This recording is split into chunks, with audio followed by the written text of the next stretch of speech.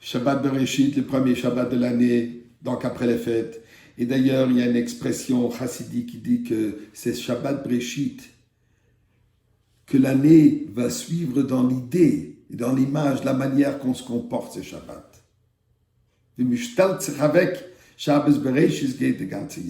La manière comment on se positionne, Shabbat Bereshit, c'est de cette manière que toute l'année suivra.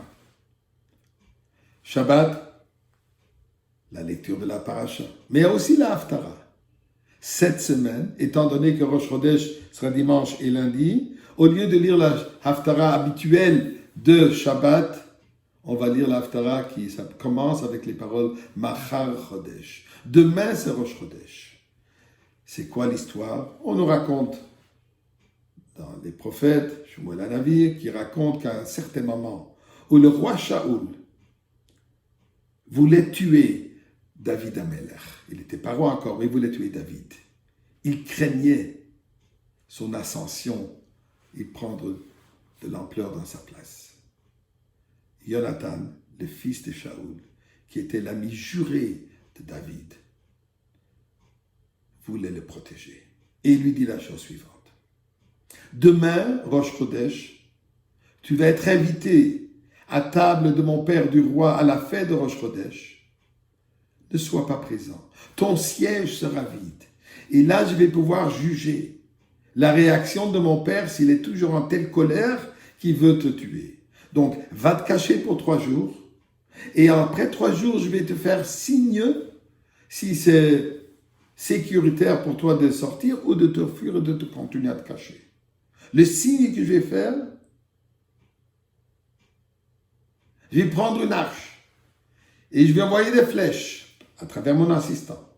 Et là, si je vais dire que la flèche est partie de côté, tu vas savoir que c'est sécuritaire de sortir.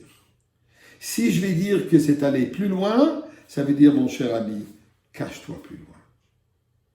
Et effectivement, ce qui est arrivé, la flèche, il a annoncé, elle va plus loin, et David Amelech devait se cacher, puisque Shaoul était toujours en rage. C'est ça l'histoire. Mais quel rapport avec Rosh Chodesh? Et pourquoi lisons-nous cela la veille de Rosh Chodesh? La seule allusion dans cette histoire est que ça a pris place, Erev Rosh Chodesh, la veille de Rosh Chodesh. Il y a certainement un message beaucoup plus profond. Et bien sûr, et voici ce que le Rabbi explique dans plusieurs mamarim. La lune a un renouveau, une naissance de la lune tous les mois. Mais juste avant que la lune naisse et réapparaisse, il faut que la lune disparaisse entièrement. Ce n'est qu'après la disparition totale de la lune que la nouvelle lumière, la nouvelle lune peut réapparaître. Am Israël est comparé à la lune. D'ailleurs, notre calendrier est basé sur le système lunaire. Exactement pour cette raison. Puisqu'il y a continuellement un renouveau. Il y a une renaissance. Toujours une nouvelle étape. Mais pour apprécier, pour mériter cette nouvelle énergie divine qu'on reçoit avec la nouvelle lune et la bracha qu'on fait, elle ne vient que au mérite de l'abnégation de soi, de la soumission totale, la disparition de notre ego, de notre être. Dit Jonathan à David, ta chaise sera vide. Qu'est-ce que ça veut dire, elle sera vide? On ne verra pas ta présence. Tu vas te diminuer au point où il y a un vide. Je vais tirer l'arche.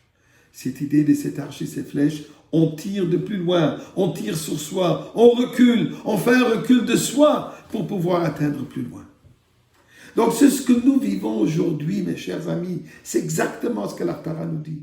Nous sommes Erev Rosh Chodesh, à la veille de l'apparition de la nouvelle lune. Et la lune, telle qu'on dit, qui a marqué qu'au moment de la Géoula, la lune, elle prendra la même lumière que, originalement, la même lumière que le soleil.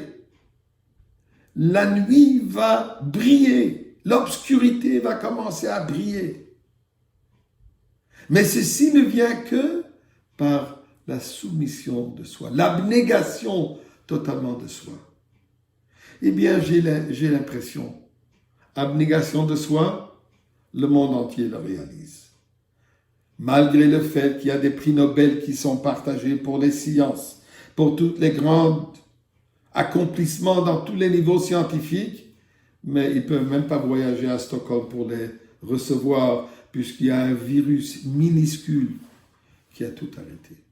Ce virus minuscule nous enseigne et nous apprend et nous rappelle qu'avec tous nos grands accomplissements, il n'y a que Dieu qui dirige le monde. Et nous, notre être est tellement fragile que presque non existante.